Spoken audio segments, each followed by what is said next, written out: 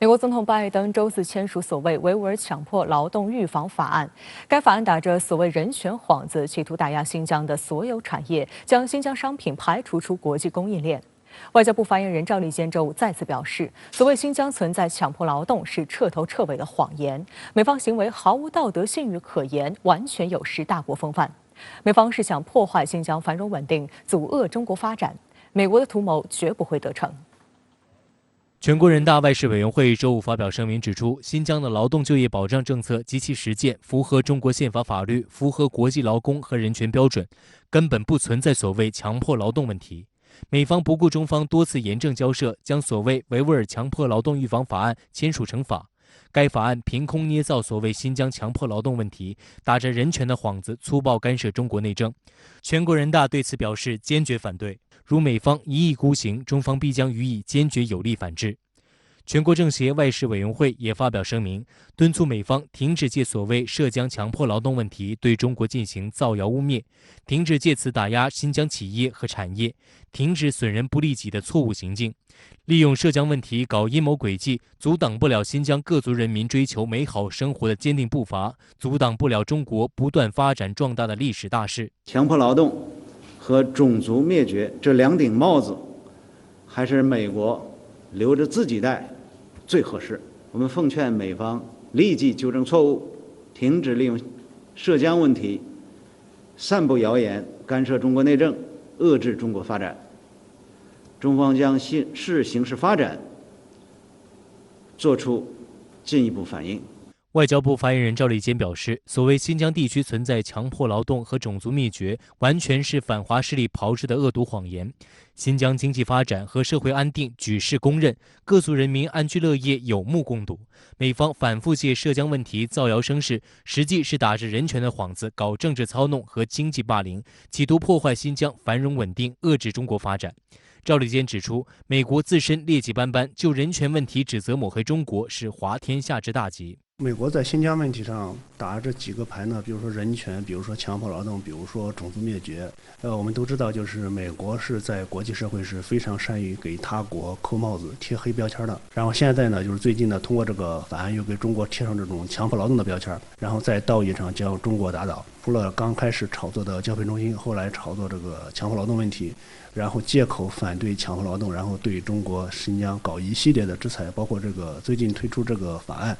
都是为了祸乱新疆，让新疆乱起来。驻美大使秦刚近日接受美国多家主流媒体主编和资深记者联合采访，他反问：新疆对外国记者是开放的，问题是一些西方记者真正在意的是真相吗？秦刚还指出，新疆方面举行了多场向各国记者开放的新闻发布会，但是外国记者出席率很低。我们也欢迎外国记者和官员来新疆，但是他们很多不来。我想强调的是，涉疆问题不是人权问题，不是所谓的宗教打压，更不是种族灭绝，而是反暴恐、去极端化问题。秦刚指出，美方的行动让我们感到冷战思维仍在美国作祟，这就是美方对华采取一系列行为的深层原因。当地时间周四，美国总统拜登在签署涉疆法案后发推扬言，美国政府将动用可以使用的一切工具来防止新疆产品进入美国市场，包括签证限制、金融制裁、进出口管制，以及发布关于新疆人权状况的商业咨询等。白宫还在一份声明中妄称，涉疆问题是本届拜登政府的优先事项。深圳卫视注意到，美国政府炒作所谓新疆强迫劳动问题由来已久，相关法案去年特朗普政府时期就开始酝酿。去年12月，美国政府发布针对新疆棉花和番茄的禁令，今年6月又将来自光伏产业的5家新疆实体列入实体清单。美国现在如此的疯狂，是因为美国认为已经无法通过正常的手段来阻碍中国的发展，来破坏新疆的发展，因此呢，只能通过这种类似撕破脸皮的方式，通过这种全面的大范围的这种制裁威胁、这种打击，来孤立新疆，来制裁新疆，然后呢，来阻碍中国的发展。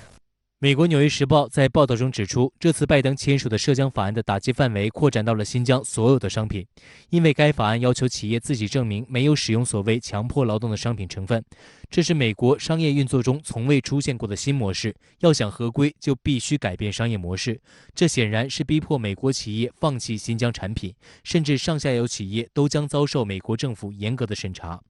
根据英国谢菲尔德大学的一项调查，新疆的商品主要涉及产业链上游的原材料产品，例如石油、棉花、矿物和糖等，这对下游的影响非常大。例如，新疆棉花制成的纱线产品出口到了全球190个国家，这意味着几乎所有的大型服装生产商都无法避免在生产线上使用新疆棉花。深圳卫视注意到，这项法案实际上去年9月就已经在众议院通过，但一直在参议院搁浅，就是因为受到美国企业和团体的强烈反弹。许多美国知名商业团体和企业表示，自证的难度实在太大。耐克、可口可乐和苹果等公司都斥巨资通过国会游说，试图削弱这项条款，主张该法案的通过可能会对已经受到打击的供应链造成严重破坏。知名公众号民书杂谈指出，这个法案最恶劣的地方在于，它违反了美国一直鼓吹的假定清白原则，而是默认所有的公司都可能有罪，必须证明自己的产品不含有来自新疆的原材料和零部件才能进入美国。在司法上，这是赤裸裸的有罪推定，无疑给美国企业施加了巨大压力。美方行径完全违背市场规则和商业道德，只会破坏全球产业链、供应链稳定，扰乱国际贸易秩序，损害美自身利益和国家信誉，纯属搬起石头砸自己的脚。可以预见呢，伴随着这个所谓的法案的出台呢，下一步呢，它可能还会通过这种，比如说2级制裁，然后比如说这种审核第三国产业链的方式呢，进一步扩大，甚至或者说落实这种制裁，至少将中国相关的产业、重点产业还有高科技产业剥离出全球的供应链，联合国际社会，然后打着所谓确保全球供应链免于强迫劳动的口号，然后呢，将中国的相关产品排挤出全球的供应链。中国改革开放这么多年以来，已经跟世界深度的融为一体，深度的捆绑。美国想让国际社会来在这个全球产业链中把中国排挤出是基本不可能的，也是很难做到的。其实美国这么做对他自身也没有什么好处，也会损害他自身的利益。新疆维吾尔自治区人民政府和自治区人大常委会周五也分别对美国涉疆法案发表严正声明，正告美国妄图以莫须有的罪名破坏新疆稳定发展，只会让包括新疆各族群众在内的广大中国人民进一步认清美国的霸权本质，也必将遭到国际社会大多数成员的唾弃。在事实和真相面前，无论美国如何撒谎欺骗，如何搬弄是非、挑拨离间，都破坏不了新疆社会稳定的大好局面，阻挡不了新疆各民族共同迈向美好生活的坚定步伐。日前，美国英特尔公司在官网发出通告，要求供应商不使用任何来自新疆地区的劳工采购产品或服务，引发舆论哗然。英特尔随后发表致歉声明灭火称，关于新疆的段落只是出于表述合规合法的初衷，并非他意或表达立场，还对于此事引起诸多的疑问和顾虑深表遗憾。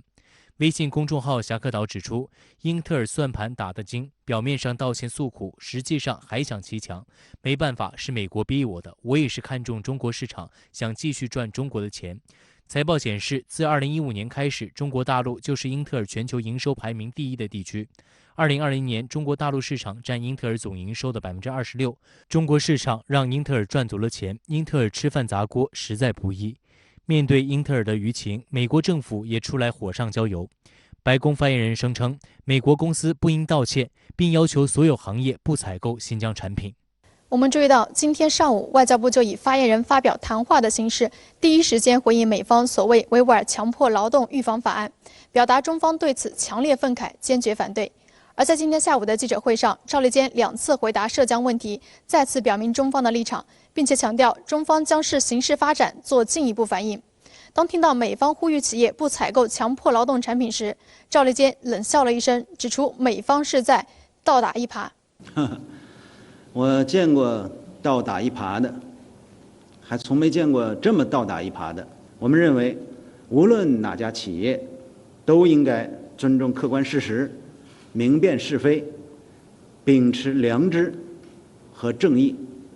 否则只会损害自身的利益和信誉。观察指，美国的跨国企业没几个像英特尔这么明目张胆替美国政府为虎作伥的。比如今年7月，美国政客拿新疆问题逼爱彼迎、可口可乐、英特尔、宝洁以及维萨卡等5家美国企业表态，只有英特尔高管声称相信美国政府结论，还称我研究过它，所以我相信这份报告的结论。由此看来，英特尔就是想用这种表态表忠心，从而在其他地方换得美国政府的好处。还有消息称，英特尔迎合美国政客，目的是想在520亿美元的半导体扶持计划中多分点钱。是否真如此，恐怕只有英特尔心里清楚。好，相关问题马上来连线特约评论员管瑶。管先生你好。美国总统拜登周4签署法案，以所谓打击强迫劳动为幌子，全面禁止来自中国新疆的进口。那您对此有何观察？好的，主持人，那么这是美方贸易霸凌恶劣行径的延续与升级，那么势必会给包括美国商家在内的相关的业者，给全球供应链，尤其是涉疆的关键产品的全球供应链带来严重的冲击。而美方呢这一恶劣行径本身呢，它也会对全面承压的中美关系带来新一轮的严重影响与冲击。所谓最新的涉疆法案，本月呢已经由国会通过，周4美国总统他是以意志简短的这个公告来宣示法案签字生效。那么或许呢，是因为这个法案本身它的敏感性，美国总统啊，他并没有像往常那样搞所谓的法案签字仪式。但是呢，这样一种低姿态本身，它并不能掩盖法案的这个恶劣性质。那么我们从拜登上台之后的连串动作来看，打所谓的涉疆牌是美国跨党派、跨部门的一个共同选项，是系统性的连续行为。那么已经成为呢，可以说是美国实施恶华战略的一个所谓优先项。那就在7月，美国国务院会同财政部、商务部、国土安全部、劳工部以及贸易代表办公室，就所谓的涉疆风险向美国企业发布警告。那这其中最受关注的是警告引述了新疆供应链商业建议组织的相关表态，强调所有的美企个人如果不退出涉疆的供应链企业以及投资，那么将会面临违反美国法律的这样的一个高风险。而拜登呢，他昨天签字放行的法案，在两党严重对立的国会参众两院都是高票通过的。美国反华急先锋佛州共和党参议员卢比奥，他是法案的发起者之一，他昨天呢就狂言，法案签字生效是美方迄今针对所谓强制劳工议题啊采取的最重要也是影响最大的行动。他甚至吹嘘 ，It will fundamentally change our relationship with Beijing， 将会根本性的改变美中关系。那么美方法案将会带来哪些实质影响？今天外交部发言人赵立坚特别强调，美方破坏新疆繁荣稳定、阻遏中国发展的图谋绝不会得逞。那么您认为中方又将如何反制？美国国务卿布林肯已经放言，新法案将为美方应对所谓强制劳工问题，问责相关的个人和实体提供新工具，是他口中的所谓 new tools。那么和美国过往长臂管辖手段指向特定企业或者是个人不同，那么这个新法呢，它针对特定的地域，它的波及面更广，影响呢势必也会更大。新法案明年6月起生效，那么基于所谓的可拨回设定，也就是呢，美方给所有溯源产自新疆或者是部分涉疆的产品，扣上所谓的强制劳工的大帽，加入到进口黑名单。那么理论上呢，遭禁的企业或者是相关实体可以就禁令呢提出上诉，但是呢，前提是能够提供清晰而且是令人信服的证据，以证明它的供应链不涉所谓的强制劳工。但是呢，美国法律界人士就认定这几乎是不可能的一个任务，因为呢，企业提交的证据无法获得第三方的认证。据香港南华早报引述相关的数据，今年首季中国新疆对美出口额大概是在6400万美元，约合4亿人民币。这个数字呢并不大，但是呢较前一年翻了一番。那么这个统计呢，它也并没有包括其他地方对美国出口的溯源包含新疆成分的产品。那么就产业链影响而言呢，新疆产的棉花、番茄质优价廉，具有全球竞争力，产业链可以说是地位突出。至于新疆产的多晶硅，因为中国企业的实力地位更是呢在全球光伏产业链这个上游供应中呢居主导地位，所以呢一旦进口禁令全面生效，那么这些个产业势必会受到影响，尤其呢对美国光伏业者他们的影响恐怕会是致命的。特别讽刺的是，拜登上台之后一直在推动绿色能源的产业化。今天啊，发言人赵立坚他的回应呢斩钉截铁，所谓强迫劳动就是彻头彻尾的谎言，美方通过的就是一项恶法。布林肯说，通过恶法拿到了一系列的工具。那么，针对美方的恶法，中国当然也有自己的工具箱。今年呢，反制裁国家法也已通过实施。那么，类似卢比奥之流的美国议员们，他们一再炮制反华议案，必然呢会再次成为中方的制裁对象。当然了，美方要打压新疆企业，要以恶法来剥夺新疆各族人民劳动致富的权利。未来呢，一旦美国市场被强行关闭，那么以更大的力度去继续拓展海内外的市场，以更加精准的政策支持与自身的努力，来进一步加快推动新疆各族人民劳动致富。无疑呢，这同样也是对美方恶意、恶行、恶法的有力回击。英特尔公司已就所谓禁用涉疆溯源产品发表道歉声明，但白宫发言人声称不应道歉。那对此您怎么看？美方口口声声反对经济胁迫，但是美国涉疆恶法一旦生效实施，它所带来的就是实实在在的经济胁迫。尤其类似英特尔这样的全球配置供应链的跨国企业，他们呢更是首当其冲。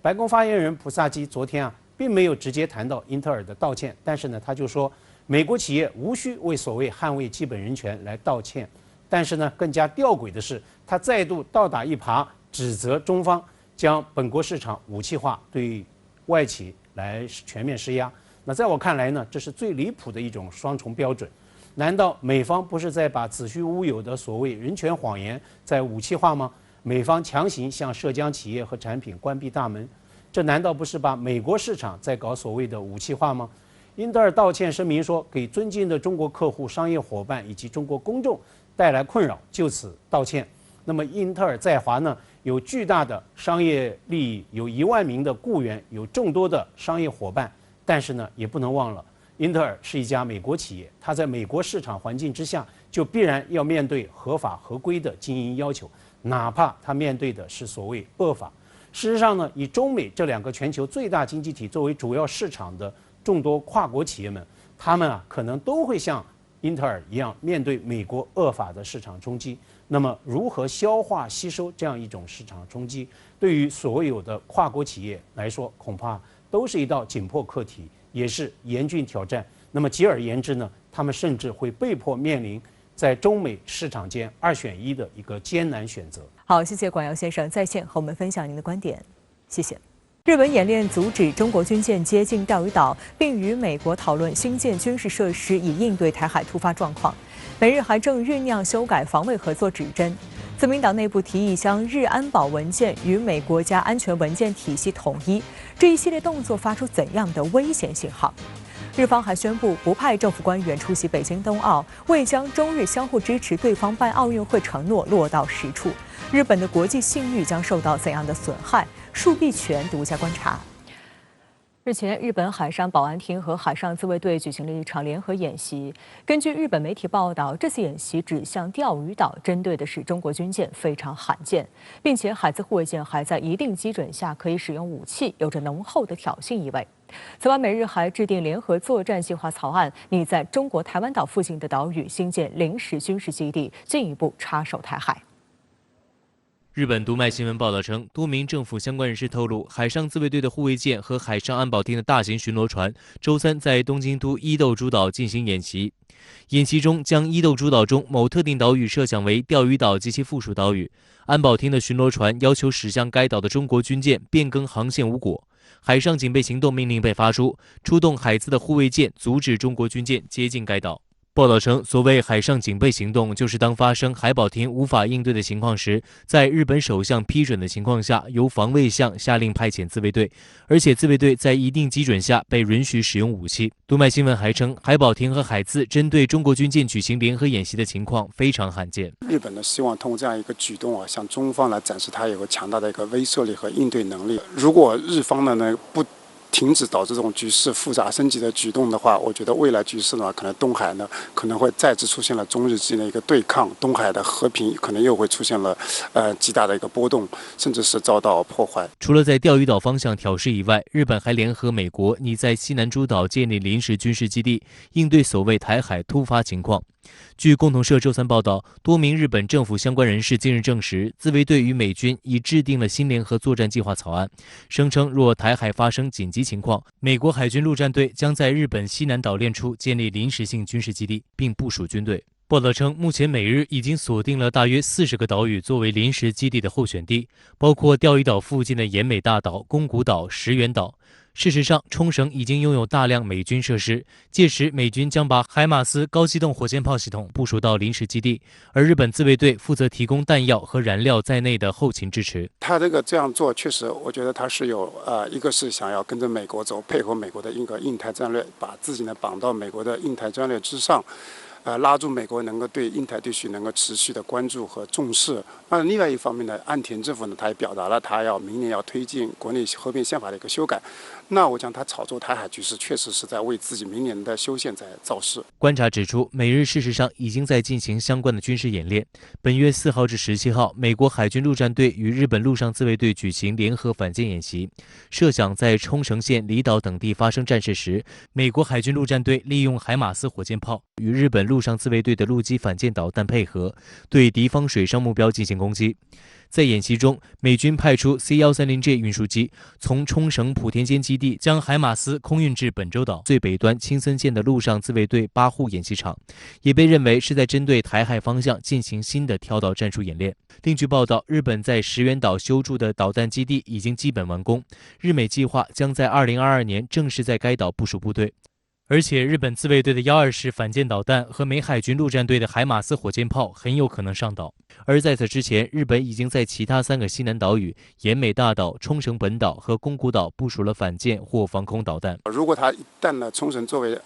介入台海局势的一个基地的话，那必然会遭到中方的一个攻击。那这显然也是会损害到冲绳人民的利益。那日本不惜以牺牲冲绳人民的生命安全来支持介入台海事，我觉得这是一个非常不负责任的一个表现。一段时间以来，日本政客毫不掩饰干预台海的意图。日本前首相安倍晋三日前高调宣称台湾有事等同于日本有事，右翼政客高市早苗也叫嚣要和平解决两岸问题，仅靠外交手段是不够的，美日应尽快制定共同作战计划，特别是实施联合军演。在周五举行的外交部例行记者会上，外交部发言人赵立坚就美日制定台湾遇到紧急情况下的所谓联合行动草案作出坚决回应，称中方绝不允许任何国家以任何借口、任何方式插手台湾问题和干涉中国内政。我想强调的是，台湾是中国领土不可分割的一部分，中方绝不允许任何国家以任何借口、任何方式插手台湾问题和干涉中国内政。任何人都不要低估中国人民捍卫国家主权和领土完整的坚强决心、坚定意志、强大能力。对于日本右翼势力的玩火心态，上海国际问题研究院研究员李秀实此前在参加深圳卫视节目中表示，在明年夏天日本参议院选举之前，中日关系不会改善。因为日本自民党要想在参议院选举取胜，必然会渲染并强调会应对中国的所谓军事威胁、经济威胁，这在日本的政治生态中是加分的。李秀实还表示，如果美国军事介入台海问题，日本肯定会介入。按照日本军方专家的观点来说，如果日本在中美围绕台湾问题发生武装冲突的情况下，如果日本保持中立的话，美军在日本的基地军机是不能起飞的，是得不到这个日本的后勤支援的。那么同盟关系安在？日本能做到这一点吗？所以如果美军介入的话，我觉得日本肯定会介入，还会拉更多的他所谓的盟友准盟友去介入。除了军事，日本在政治外交上也主动向美靠拢。周五，日本内阁官房长官松野博一宣布，日本不计划派遣政府代表团出席于明年2月举办的北京冬奥会和冬残奥会，日本体育代表团将按计划参加冬奥。这明显是跟随美国为首的少数国家不派官员出席北京冬奥会的做法。但松野博一同时表示，日本奥委会主席山下泰裕、东京奥组委主席桥本圣子、日本残奥会主席森和之将出席北京冬奥会及冬残奥会。山下泰裕透露，日本冬奥会代表团将在2022年1月29号举行成立仪式，代表团规模超过200人。中方欢迎日本奥委会等有关人士及日本运动员来华参加北京冬奥会和冬残奥会，关注日本政府有关表态，希望并敦促日方将中日相互支持对方办奥运会和体育非政治化的承诺落在实处。俄乌矛盾升级，两国分别开展实战演习的同时，北约也火上浇油，称不排除继续东扩至乌克兰。俄罗斯总统普京在周四的年度记者会上炮轰北约，厚颜无耻地欺骗了俄罗斯。不过，美国和北约下月即将与俄罗斯进行安全保障谈判，提议北约提供不扩张至乌克兰的保证。值得注意的是，普京在年度记者会上一共回答55个问题。俄媒称，普京论述的重点之一是美国无法遏制中国。俄罗斯外长拉夫罗夫周三发表讲话称，俄美首轮安全保障谈判将于下月初举行，讨论俄美安全保障条约草案和俄与北约成员国安全保障措施协议。俄方还希望与北约讨论第2份文件，将在俄美双边谈判后展开，时间同样在明年1月。上周三，俄罗斯向美方提交了这2份文件，主要包括北约停止东扩，不在乌克兰及其他东欧国家、南高加索和中亚国家从事任何军事活动，不吸收原苏联加盟共和国加入北约等。俄卫星通讯社解读，最后一项要求针对寻求加入北约的乌克兰和格鲁吉亚。目前，东欧的原华约成员国盟国都已经加入北约。与70年前相比，北约的边界向莫斯科方向推移了1000公里。明年美国的中期选举，然后俄罗斯是想再借这个机会推动和美国在安全领域的这样一个谈判的进程。但是我们知道，肯定美国也不可能控制乌克兰方面，那么俄罗斯自己也有自己的一个盘算，所以双方在俄乌关系上的这样一个处理，对俄美关系的这样一个调整，会造成不利的一个影响。尽管对话的苗头已经出现，但是俄罗斯方面仍十分警惕。周二，俄罗斯总统普京在俄罗斯国防部扩大会议上发表讲话，表示，在与美方谈判后，即便得到正式合法的安全保证，也不完全可信，因为美国会随心所欲地退出，就像他们退出反导条约和开放天空条约一样。普京还提醒说，即便不毁约、不退群，美国照样可以采取单边行动，例如轰炸南联盟、出兵伊拉克和叙利亚都没有得到联合国的授权。Они-то, мы с вами хорошо знаем, под разными предлогами, в том числе с целью обеспечить свою собственную безопасность, действуют за 1000 километров от своей национальной территории. За 1000. И когда им мешает международное право и устав ООН, объявляют это все устаревшим, ненужным. 周四，在年度大型记者会上，普京再度对美国及北约的不守信用行为展开炮轰。他表示，北约厚颜无耻地欺骗了俄罗斯。Ни одного дюйма на восток, сказали нам в 90-е годы. Ну и чего? Надули, просто нагло обманули. 5 волн расширения НАТО. И теперь уже, пожалуйста, в Румынии, сейчас в Польше появляются соответствующие системы. 普京还反问道：“美国已经带着导弹站在我们家门口，如果到美国与加拿大或墨西哥的边境部署导弹，美国人会作何反应？” В этой связи мы ясно и четко дали понять, что дальнейшее движение НАТО на восток неприемлемо. Ну чего здесь непонятного? Мы что ли ставим ракеты рядом с границами Соединенных Штатов? Нет. Это же Соединенные Штаты своими ракетами пришли к нашему дому. На пороге нашего дома находятся уже. 不过，随后北约秘书长斯托尔滕贝格就隔空回应普京称，北约从没有承诺过不会扩张，任何国家都可以寻求加入北约。这场记者会是普京执政期间的第17次年度记者会，持续了3小时55分钟。普京回答了记者提出的55个问题。会上的一大重点话题就是中俄关系。普京还专门点名中国记者提问。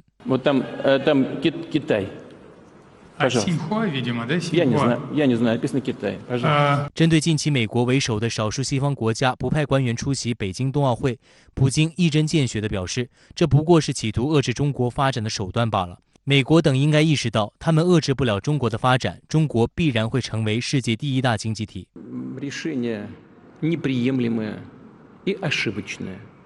с попытками сдержать развитие Китайской Народной Республики. Никаких других побудительных мотивов нет и быть не может. Спорт, так же как искусство, должны объединять людей, а не создавать проблемы в отношениях между народами и государствами. И когда спорт лишают этой основной его ценности, наносится ущерб всему международному сообществу. 在谈到具体的军事合作时，普京表示，中国军队基本上装备了最先进的武器系统，我们甚至共同开发单独的高科技武器，比如飞机和直升机。这一合作是首次被公开提及，引发外界高度关注。双方的这种合作的需要呢，是根据两国自身的需求，然后有一个长期渐进的这样一个发展的水平，而并不仅仅是说要应对美国的这种压力，或者说应对西方的这个压力，而是出于两国在高水平的战略协作伙伴关系的框架下来推动军事技术的一个合作的渐进性发展。好，下面马上来连线特约评论员刘和平。刘先生你好。我们看到俄罗斯总统普京明确表态，北约东扩行为不可接受。俄美首轮安全保障谈判将于2022年初举行。那么，俄美之间能否通过谈判解决北约东扩问题呢？我认为，大凡对西方国家的本质以及世界大形势有所了解的人都应该知道，俄罗斯要想通过谈判来让西方国家良心发现，停止北约东扩，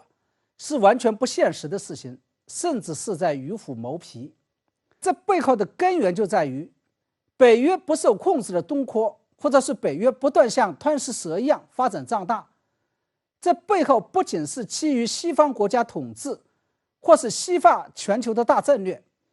更是基于西方国家根深蒂固的意识形态、价值观念与世界观。西方国家顽固地坚持认为，这个世界要想获得永恒的和平与安宁，唯一的出路就在于将整个世界单一化，也就是世界各国都要奉行跟西方一样的意识形态、价值观念与世界观，甚至是奉行跟西方国家一样的政治与经济制度。为了实现这个全球大一统的战略目标，西方国家根据德国哲学家康德的永久和平理论，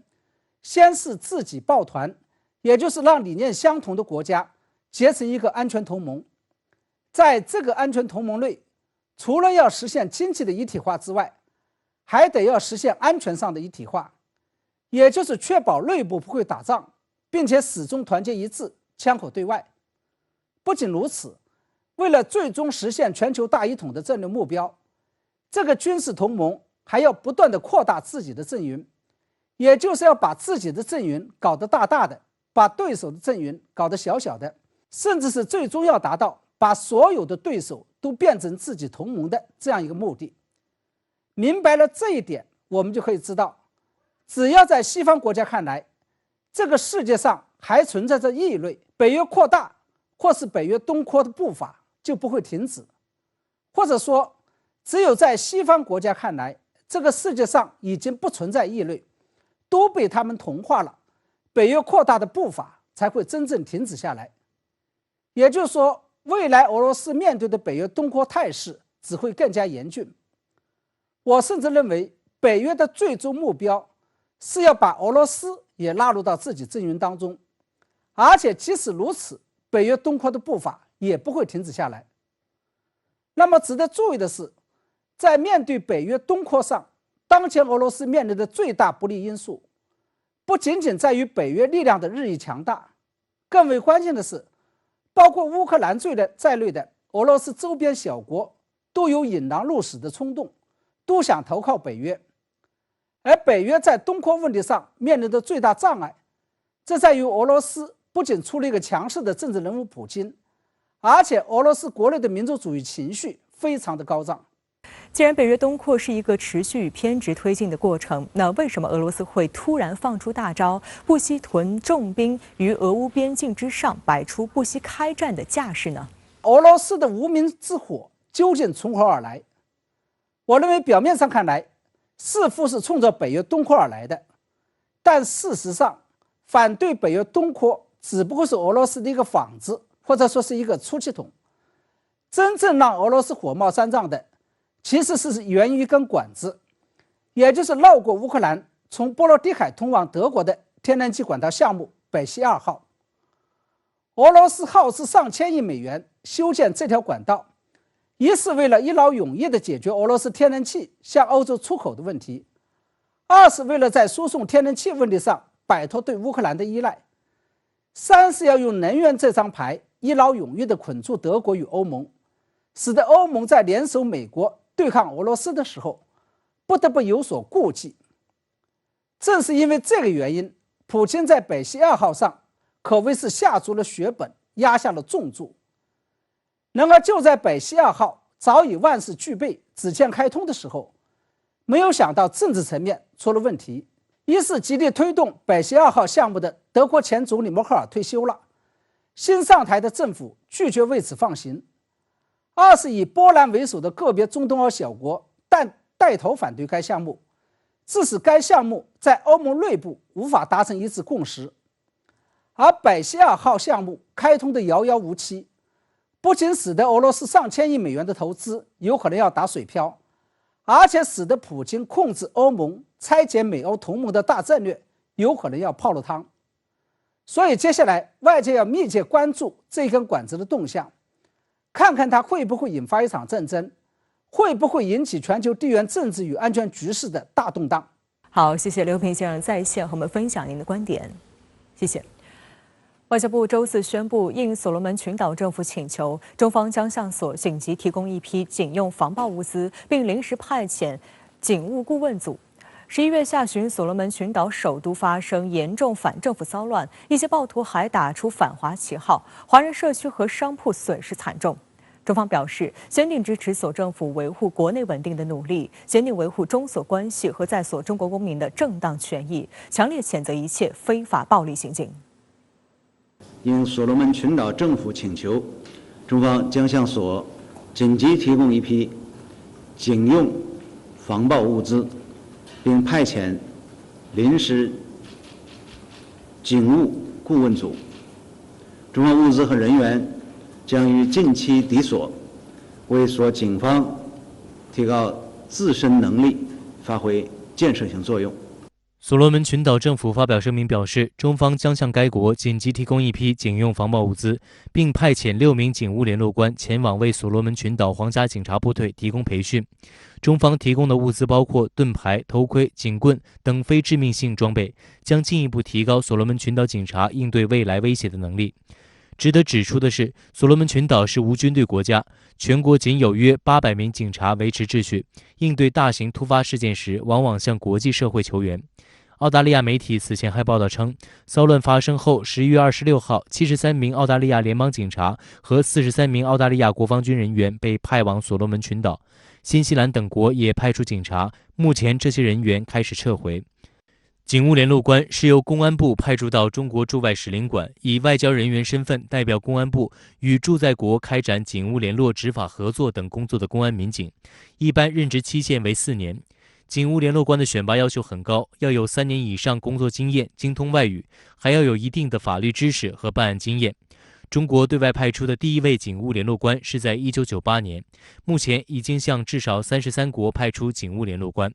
警务联络官既是警察又是外交官，职责主要为承担保护海外华人华侨生命财产安全的任务，也肩负打击跨国犯罪、开展境外追逃的工作。近年来，中国对外警务合作多样化，还曾派出警察到意大利、克罗地亚和塞尔维亚与当地警察执行联合巡逻任务。11月下旬，所罗门群岛马来塔省激进分子挑动骚乱，进入首都，要求总理索加瓦雷辞职，并借机洗劫唐人街和华人店铺，损失将近7000万美元，引发国际社会关注。值得注意的是，索加瓦雷2019年领导所罗门群岛与台当局断绝官方关系，与中国大陆建交，成为激进分子挑起此次骚乱的借口之一。但国际舆论普遍认为，经济问题才是引发骚乱的根源。英国金融时报指出，当地经济民生极度依赖海运，但全球供应链混乱持续了较长时间，严重打击当地经济。所罗门群岛骚乱发生后，中方表态支持索国政府平息事件，并表示愿意提供力所能及的帮助。上周四，国务委员兼外长王毅同所罗门群岛外长马内莱通电话。王毅表示，中方同所政府和人民坚定地站在一起，希望并相信所政府继续采取一切必要措施，依法保护好当地民众及中国公民的安全。这次骚乱背景复杂，一些别有用心的势力趁机抹黑中所关系，试图颠覆中所建交成果，这完全不符合所人民利益，注定失败。所方重申坚定奉行一个中国政策，有力回击不实指责，中方高度赞赏。中所关系经受这场考验，比以往任何时候都更加牢固。中方对两国关系前景充满信心，将采取一系列措施支持和帮助所恢复秩序和重建，实现稳定发展。